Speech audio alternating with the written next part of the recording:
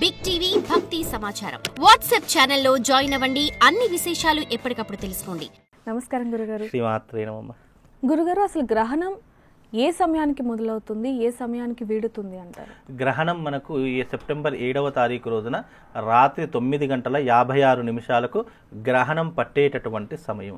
దాని మధ్యకాలం వచ్చేసి 1:26 మధ్యకాలము అని అంటూ ఉంటాం, అంటే ఆద్యంత పుణ్యకాలము. గ్రహణం విడిచేటటువంటి సమయం 3:26 గ్రహణము మోక్షకాలము, అంటే పూర్తిగా వదిలిపోయేటటువంటి గ్రహణం.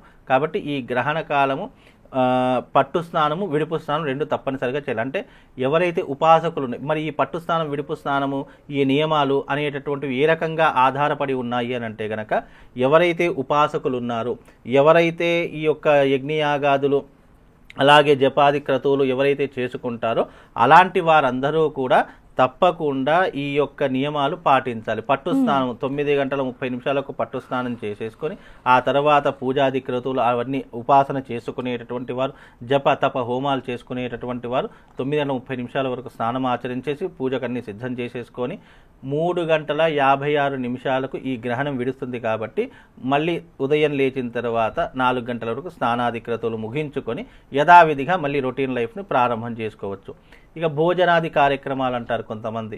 అయితే ఎవరైతే ఉపాసనాపరులు ఉన్నారో, ఎవరైతే ఆధ్యాత్మికమైనటువంటి జీవితాన్ని గడుపుతున్నారో, భగవంతుని యొక్క జప తప హోమాలలో ఎవరైతే నిమగ్నమై ఉంటున్నారో అలాంటి వారు మధ్యాహ్నం 1 గంట వరకు భోజనాలన్నీ కూడా ముగించుకోవాలి.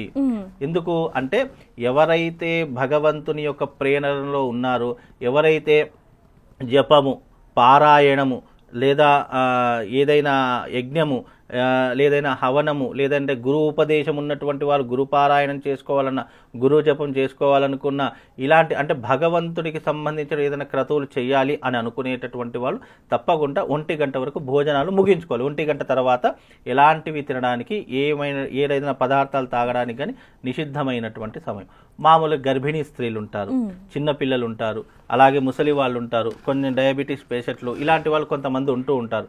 అలాంటి వారు మాత్రము సాయంత్రం 5 గంటల వరకు భోజనాలు చేసేసుకోవాలి. 5 దాటితే ఎలాంటి భోజనాలు కానీ ఏమీ తాగడానికి కానీ పనికిరావు. కాబట్టి ఇవి దృష్టిలో పెట్టుకొని అందరూ కూడా సమయపాలన పాటించి ఈ గ్రహణ నియమాలు పాటించాలి. ముఖ్యంగా గర్భిణీ స్త్రీలు మామూలుగా అర్ధరాత్రి 12:30-1 గంట వరకు మెలకువగా ఉండి ఎటు కదలకుండా మామూలుగా ఏదైనా భగవంతుడికి సంబంధించినటువంటి ఆధ్యాత్మికమైనటువంటి శ్లోకాలు కానీ లేదా లలితా సహస్రనామాలు, విష్ణు సహస్రనామాలు ఇలాంటివి ఏదైనా పారాయణం చేసుకునేటటువంటి పరిస్థితిని ఏర్పరచుకోండి.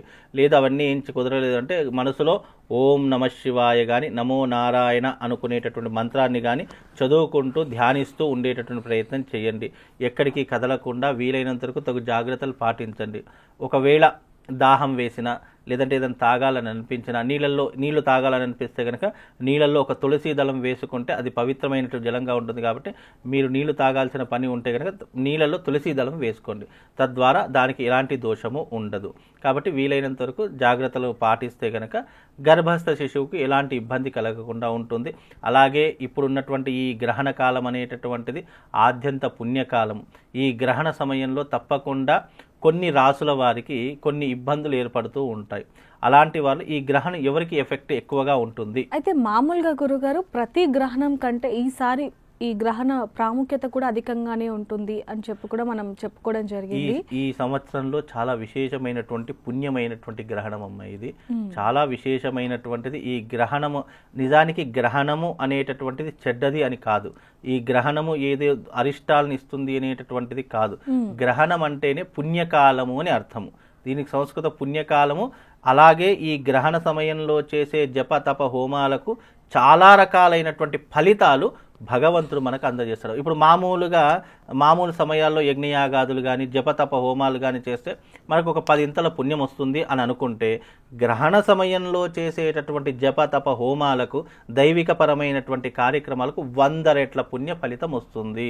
అంటే గ్రహణ సమయంలో మనం ఎప్పుడైతే ఈ గ్రహణ సమయంలో పూజాది క్రతువులు జపాలు తపాలు హోమాలు చేస్తామో, తద్వారా మన జీవితంలో ఉన్నటువంటి నెగిటివ్ ఎనర్జీని తొందరగా పోగొట్టుకున్న వాళ్ళం అవుతాం. అందుకే గ్రహణ సమయంలో కొన్ని యజ్ఞయాగాదులు ప్రత్యేకంగా చెప్పడం జరిగింది. అలాంటివి చేసుకోవడం ద్వారా విశేషమైనటువంటి పుణ్య ఫలితాలు కలుగుతాయమ్మా మనకి. ధన్యవాదాలు. శ్రీమాన్.